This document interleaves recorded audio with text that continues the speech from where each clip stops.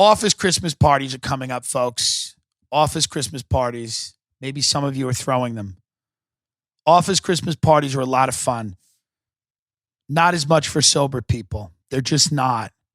Many of you are sober. I'm sober. Things are less fun for us now. Own that. Understand that.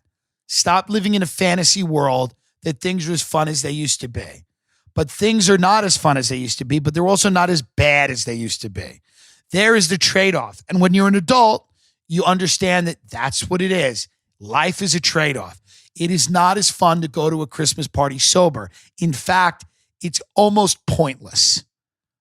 Not completely pointless, but it's almost pointless because alcohol is that social lubricant that allows you to really, first of all, what alcohol allows you to do at Christmas parties is you start looking around at the people that you see every day and you start appreciating them and you start imagining that what's going on constitutes a life, which it doesn't at all. But alcohol allows you to believe that Sue from accounting and you have a bond because that one time she got your name wrong, but then she rushed a change so that you could get paid by Friday. And remember that, Sue? Remember that? And remember when you came in the kitchen and I was like eyeballing Talia's lunch and you made that joke, oh, don't steal her lunch. And I didn't. And, but you always kind of looked at me skeptically, Sue, because of that. And you thought maybe he was stealing lunches and I wasn't. What I was doing, this is all hypothetical. What I was doing is I was looking at what other people ate. That's what I was doing. I wasn't stealing anything. But why don't you go back to your office and fucking get the names on the checks right? Because I've worked here for 7 months, Sue. So what alcohol allows you to do is when you get really hammered, you don't want Sue to die in a car accident anymore, which is what you want every day.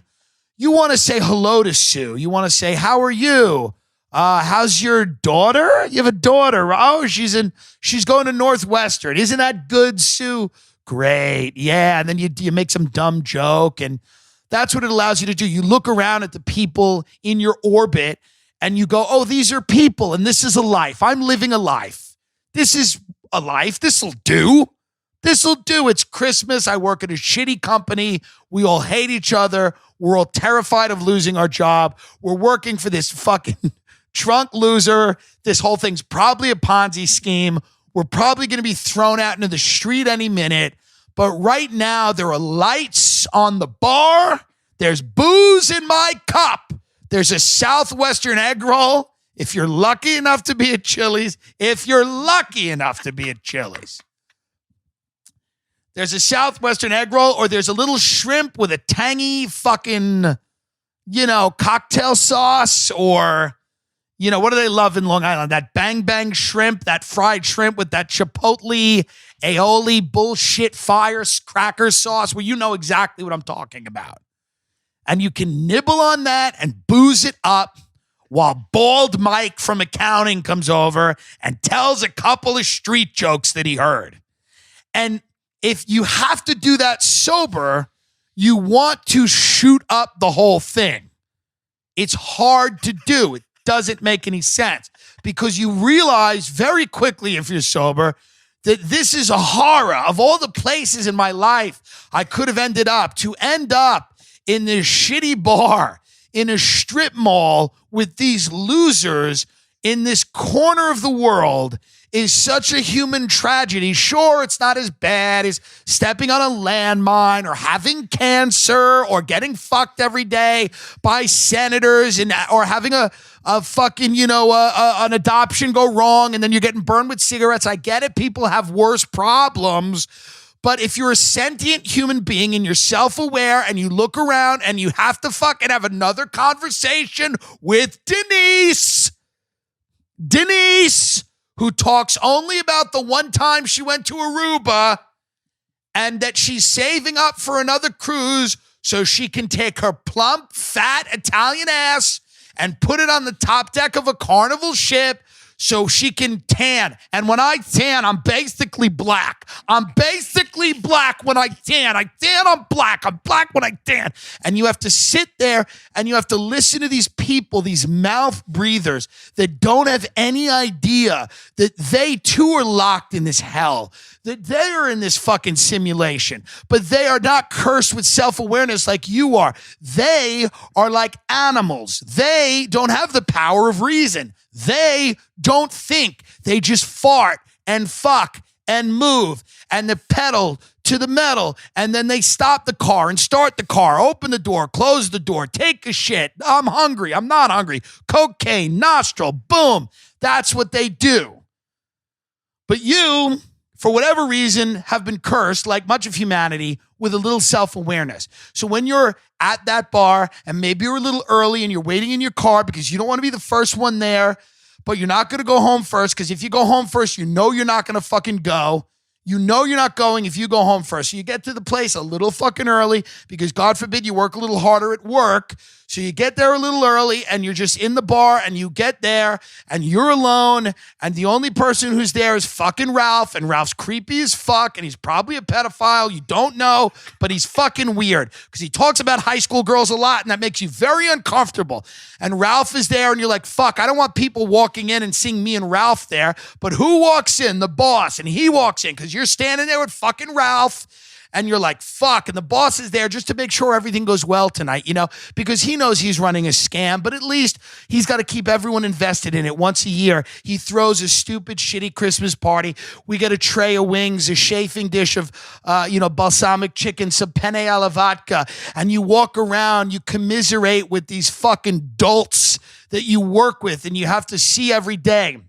And at that point, some booze and a few hits off a fucking blunt or vape can really go a long way. A nice cold cigarette when you're all lubed up with some Kettle One can really help a holiday party just sail by. It almost might be fun. It starts to get fun because you start to realize it's not that bad. Things aren't that bad. Things aren't that bad. Look where other people are. That kid you grew up with, he's dead. Remember him? No one. He just disappeared one day and they found him in a lake. What happened to him in those final hours? You'll never know. But you're in Long Island. It's okay. There's movie theaters and Italian restaurants and girls that might suck your dick if you buy them eggplant parmesan. Things aren't that bad. And sure, you didn't really do anything with your life and you're just floating around. You're 25 years old. You're sexually weird and confused. You can barely perform with women. You don't have that many friends left. Many of them have passed you by and they threaten you so you get them out, you know, and it's fine though, because at the end of the day, these people at this shitty job see promise in you. I mean, do they really? Let's be honest. They hired you before you even said anything. They just needed a warm body in their office to convince themselves what they were doing was fucking reasonable. But hey, it doesn't matter. It's not that bad because you can call that fat girl again that you boned last month. Maybe she'll be involved and then you can just fuck, not even because you enjoy it, just because you can say to yourself, well, I'm fucking, I'm part of it. Things are going to happen. You can imagine that shitty little Levitt home you'll buy in a few years when you just save your money and your parents are proud of you because you finally have a basement apartment in Hicksville with Formica counters. Okay, so things aren't that bad. You're not in jail. You're not in prison. You're not dead. You know, it's what you do. You measure yourself against the absolute lowest of the low. You say to yourself, hey, I'm not shooting up schools. Look at me. I'm not doing anything wrong. I'm just here. And maybe it's a dead-end job. And maybe I have nothing left and I have nothing in common with these people. And every passion that I have, I've extinguished because they've all frightened me. But it doesn't matter because I had a few Kettle Ones and I smoked a joint and Ralph's kind of funny now. And Denise, she's a big goofball. She's saving for a cruise. You know, when she tans, she looks black. She's got a big fat ass. And you might fuck that ass. Who knows? It's weird. But then there's another guy in the office, Clark. He's kind of gender non-specific. Would you let Clark blow you in a bathroom? You don't know. That's for the third or the fourth drink to tell. And you actually start liking your boss, even though he's clearly a criminal. criminal and he'll probably be in jail in a few years. What he says makes sense about hustling and grinding and just making it happen. He didn't need a college degree, you know? He didn't need, any discernible talent or skill. He just kept pushing through, kept calling old people and telling them they should remortgage their house. Okay? And you just followed that because you wanted to prove that you're a real man with a Lexus. And in those situations, it is so essential to have a cocktail, a stuffed mushroom. I mean, this is what it is. I'm not going to lie to you. I'm not going to tell you that it's going to get better. It's not going to get better.